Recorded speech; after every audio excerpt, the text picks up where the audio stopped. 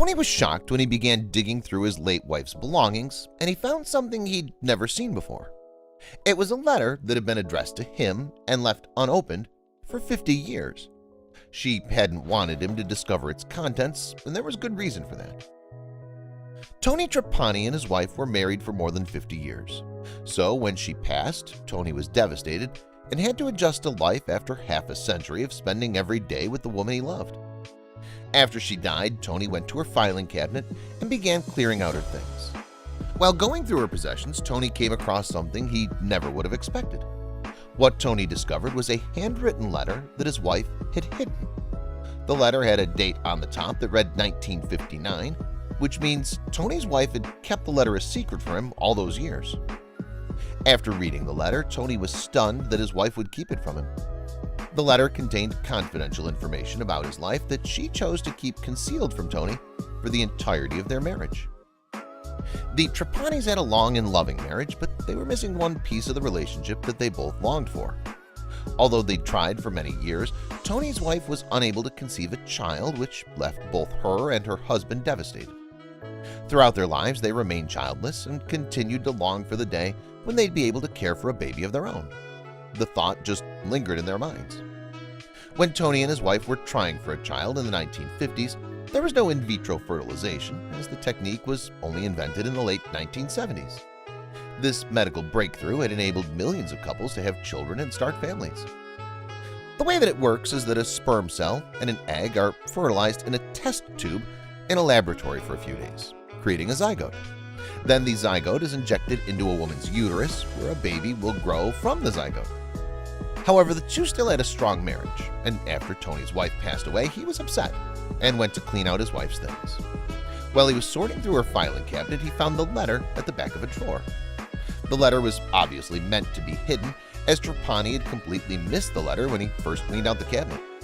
He only discovered it by accident after going to the cabinet on a different occasion. The letter was still in the envelope, and it had a date written on it of March 1959. The letter was addressed to Tony at his home in Michigan. Clearly, his wife never gave it to him, as Tony had never seen it before. Tony opened the letter and began to read its contents. He was stunned to read what his wife had hidden, as the letter revealed a truly life-changing fact. The letter began innocent enough. It read, "Dear Tony, I bet you're surprised to hear from me after so many years. I was just thinking about you tonight, like so many other nights. But I thought I would write you and find out how you are." But then he realized the letter turned out to be not from Tony's wife. It was from a woman he'd gone out with before he was married. In the next paragraph, Tony's ex-girlfriend revealed a stunning revelation that would change Tony's life forever. She explained, "Tony, please don't be angry or surprised to hear this." And then she continued, "I have a little boy. He's 5 years old now. Gray eyes and beautiful black hair. What I'm trying to say, Tony, is he's your son." Tony couldn't believe what he had read, but he continued to read. His ex-girlfriend continued and wrote, "Please, Tony, if you can find it in your heart to forgive me, please come and see him. Every day he asks me where his daddy is, and believe me, Tony, I can't even answer him anymore. I would be forever grateful to you if you would just see him." After those words, she signed off her letter by writing to him, "I'll close now, hoping and praying you'll answer."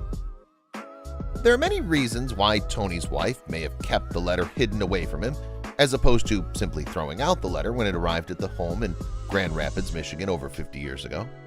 One prevailing theory is that, well, she was sad that her husband had a child with someone else and didn't want that child to be part of her family. Somewhere deep inside of her, she wanted Tony to know about his son. Tony was surprised to hear the news that he possessed a son he never knew existed. He assumed that his wife opened the letter when she received the mail and read it. Tony believes that she didn't want him to know and subsequently hid the letter in the filing cabinet. But now that Tony knew the truth, he decided he had to search for his son. This would lead Tony to discover another surprising revelation. Tony knew that he had to find his son and make things right. Although he was unaware that he was a father for most of his life, he felt a strong desire to find out who his son was. The first thing Trapani did was search for his ex-girlfriend's name, which she'd given in her letter. Luckily, the mother of his child had also written her son's name in the letter that he had only recently discovered. The woman's name was Shirley Childress, and she and Tony had dated before he ultimately met and married his wife. In the letter, Shirley wrote that their child's name was Samuel Dwayne. Tony's sister, named Arlene Schultz, decided to research him on the internet and began looking for his son on Facebook, including potential connections to his son or other relatives of Samuel.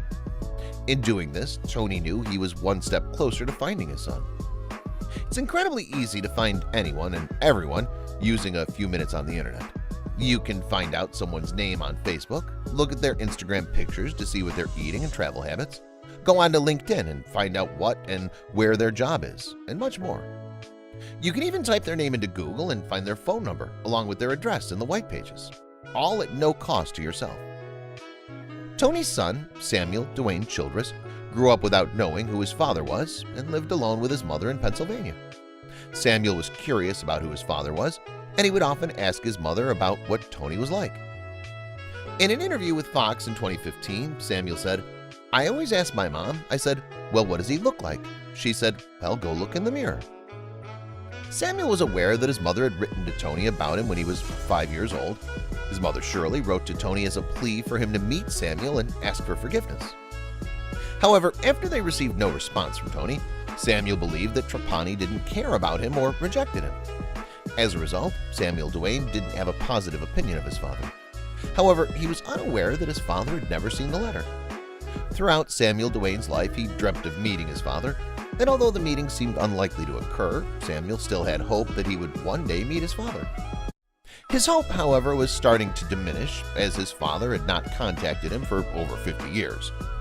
His hope was realized after Tony's sister messaged Samuel's wife on Facebook. The father and son were about to meet for the first time. Childress was 63 when he met his father for the first time in his life in January of 2015. The meeting was very emotional, and one reason for that was because, for all his life, Samuel believed that his father didn't care about him. However, he now knew that his father would have had a relationship with him had he known about his son. Childress said, "Just to know him now is so important to me. It's going to fill that void." While the meeting offered some much-needed closure for Samuel, for Tony it was the chance for him to build a relationship with the child he'd always wished for in his marriage. He and his wife could never have a child, but Tony never knew he was the father of a child all along. Trapani was very emotional in the first meeting and said, "He's my full son that I've had my whole life, but why my wife hid that letter is beyond me." The long overdue meeting was especially emotional for Tony. One can only imagine how difficult it would be to meet their child they just discovered they had. What made it even more devastating was the fact that Tony only met his son when he was 83 years old and had missed out on so much time with him. Tony couldn't understand why his wife would have kept this life-changing letter from him. When he was meeting his son for the first time, Tony was visibly emotional and was overwhelmed in the moment. Meeting his son was a very profound experience for Tony, and he felt like his dream of having a child was finally realized. When the interviewers asked Tony how he was feeling, Tony responded, "How does anybody feel when they have a newborn son?" The results of the paternity test took 2 weeks to come back, and in the meantime, Childress and Trapani were building a relationship and getting to know one another better. However, when the results were found in February 2015, their emotional ride was about to get even more emotional. Neither Childress nor Trapani were prepared to hear the results of the paternity test. However, the father-son pair did not only want to rely on a letter to confirm their relation. Trapani and Childress decided that it would be beneficial for them to have a paternity test done to assert Shirley's assumption that Samuel was Tony's son. The two, however, were already convinced that they were indeed related and that Shirley Childress was correct. They both felt that they had a lot of time to make up after over 60 years of not knowing one another. Before the paternity test was to take place, news reporters sat down and spoke to the Childresses, as well as with Tony. Along with the couple and the potential father were Samuel and his wife Donna's 3 grown children, who themselves had never known a paternal grandparent. As Donna said, "To meet Tony and what I've known of Tony so far, and I know my husband, they're one and the same." Paternity tests are done in order to definitively determine that one man's genes are inside of another human. The way that a test happens is that both the child and the man have the inside of their cheek swabbed by special swabs which look like, but are not, cotton swabs. The cheek cells stick to the swab, and the genes within the 2 swabs are then compared by genome sequencing. If the genes match, then the man's the father. Surprisingly, the results of the paternity test were negative. Samuel and Tony couldn't believe the news that they weren't related in any form. Samuel Duane was very understandably devastated at the news that Tony was not his father. After living his whole life not knowing who his father was, Samuel was finally given an answer, only to have his closure taken away from him shortly after meeting the man he thought was his father.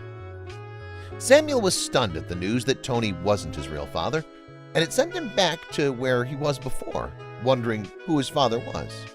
He told Fox, "It kinda shocked me a little bit." Childress continued, "Instead of being 99%, it was 0, and it kinda set me back. I mean, it's just like a shock to me. But there's actually some good news to come out of the situation. Despite the fact that the paternity test results came back negative, Childress and Trapani have decided to remain connected. The two bonded in the short time they'd spent together, and they wanted to keep a relationship, even though they were not technically father and son. Tony finally had the child he longed for, and Samuel found a father figure, and it didn't matter to them that they weren't actually related. Their relationship was so close that Childress even said that he didn't want to continue searching for his biological father. Tony became the father figure in Samuel's life that he was always looking for. He said in an interview, "I call him every day, and talking to him, he says the same thing about the result." Tony said to Samuel, "It doesn't matter what it says, I know you're my son." There were many ethical questions to be answered once it was discovered that Tony was not, in fact, the father of Samuel Childress. The fact of the matter is that Tony really wanted a son, while Samuel really wanted a father. While the relationship between the two is solely based on the fact that Tony dated Sam's mother at one point in the 1950s, the two men have formed a close bond and are willing to label each other as father and son. According to Tony Trapani's sister, Arlene Schultz, there's no real bond between Tony and Samuel. She says that the two were never really alone together, and that she's not sure that the bond that they're talking about is really that strong. Schultz does acknowledge that it's really unfortunate that the two had some sort of closure, which was subsequently taken away from them, but that any bond they have is just a ruse. There are a lot of people who are down on their luck and need money fast. Sometimes these people will try to take scamming the elderly in order to get a bit of cash. There is speculation that Samuel happened to be in this position when Tony's sister contacted him on Facebook. People say that he may have seen an opportunity to get some money out of a depressed and lonely old man. Samuel denies these allegations. Samuel says that he searched long and hard for his father, and Tony says that he's happy that he finally has a son to call his own. Despite the fact that the two are not actually related by blood, the two don't seem to mind, and they've decided that this is where their journey ends. In fact, Samuel has even gone on record as saying that Tony will be the only man he calls dad. Arlene says that while she's happy for her brother and for Samuel for getting together, she doesn't believe that it's healthy for the two of them to continue to pretend to be father and son. In fact, she still has her suspicions about Samuel, and has said that she prefers that Samuel leave Tony alone. She believes that the two should separate. However, Samuel and Tony seem happy to have each other. In the end, isn't that what matters most? The couple knew that Tony probably didn't have long for this world, so they began plans to move from Williamsport, Pennsylvania to Grand Rapids, Michigan in order to be close to Tony. However, in the middle of all their plans, disaster struck. On the evening of June 23, 2015, Donna Childress was rushed to the hospital. She sadly didn't make it through the night and died the next day on June 24th, devastating Samuel. 2 years later, on March 11, 2017, Tony Trapani himself passed away at the age of 83. This was yet another shock to Samuel, who'd lost both his wife and his father in such a short period of time. Despite the fact that the two were not necessarily related by blood, the two found solace in each other and their relationship. While Samuel does still have his children, at least he was able to have some sort of a father figure for a short amount of time. One of the things about us as humans is that we always want to know our story. We want to know how we're connected, both to the greater whole, but also to which tribe and segment of humanity.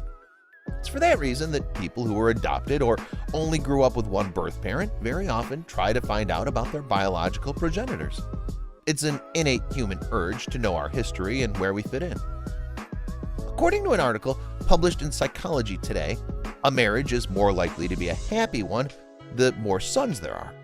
In fact, if the firstborn child is a son, then the marriage is actually more likely to remain a happy one, even with the mother. A hypothesized reason for this is because a father will more likely want to be around to help raise a son in their image than a daughter. However, these results are not definite. Researchers from McGill University in Canada have discovered that growing up without a father can permanently alter the brain.